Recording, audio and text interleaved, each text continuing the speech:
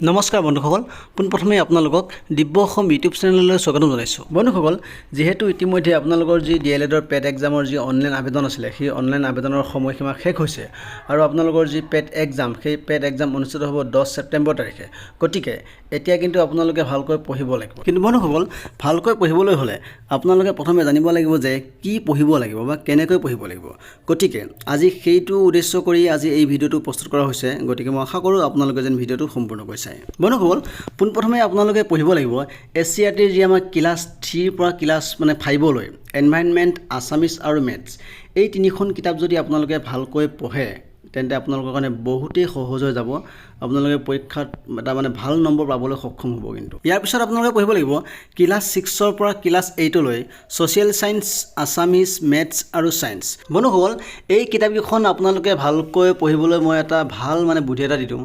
পাৰিলে আপোনালোকে আপোনালোকৰ ওচৰৰ পাজৰ যদি তেনেকৈ সৰু ল'ৰা ছোৱালী আছে, তেওঁলোকক আপোনালোকে বা সেই বাচ্চাবোৰক আপোনালোকে বিনামূলীয়া টিউশ্যন কৰকচোন। টিউশ্যন কৰিলে তেওঁলোকেও কিবা এটা শিকিব বা সিহঁতেও কিবা এটা শিকিব আৰু আপোনালোকেও শিকিব পাৰিব। ইয়াৰ পিছত আপোনালোকে চাব লাগিব অলপমান ইংলিছ গ্ৰামাৰ। ইংলিছ গ্ৰামাৰ আপোনাৰ ক্লাছ 6ৰ পৰা ক্লাছ 10লৈ মেট্ৰিকলৈ যিখিনি আহে সেইখিনিকে আপোনালোকে যদি অলপ ভালকৈ চায় তেন্তে পূৰা ছাকচেছ হ'ব বুলি মোৰ ধাৰণা।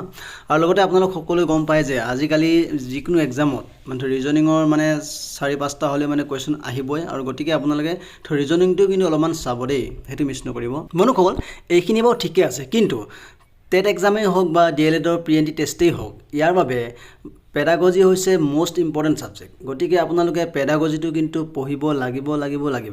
আৰু পেডাগজিৰ বাবে আপোনালোকে বাছি ল'ব পাৰে যে এই টেটৰ যিবোৰ হেণ্ডবুক আছিলে, যে টেটৰ হেণ্ডবুকৰ পৰা যিখিনি পেডাগজিৰ যিটো পাৰ্ট, সেই পাৰ্টটো আপোনালোকে ভালকৈ পঢ়িব। মই কৈছোঁ 100% আপোনালোক ছাকচেছ হ'ব। আৰু ইয়াৰ লগতে অলপমান কাৰেণ্ট এফেয়াৰ্ছ আৰু অলপমান জিকে চাব, আপোনালোকে একদম 100% ছাকচেছ হ'ব। বন্ধুসকল, যদিহে ভিডিঅ'টো আপোনালোকৰ উপযোগী বুলি ভাবিছে তেন্তে লাইক কৰিব আৰু শ্বেয়াৰ কৰিব। আৰু যিসকল বন্ধু বান্ধৱীয়ে মোৰ চেনেলটো এতিয়াও ছাবস্ক্ৰাইব কৰা নাই, আপোনালোকক অনুৰোধ কৰিছোঁ বন্ধুসকল, আপোনালোকে যেন অতি সোনকালে মোৰ চেনেলটো ছাবস্ক্ৰাইব কৰিলে। আজিলৈ ইমানতে সমাপ্ত বন্ধুসকল। জয় আই অসম।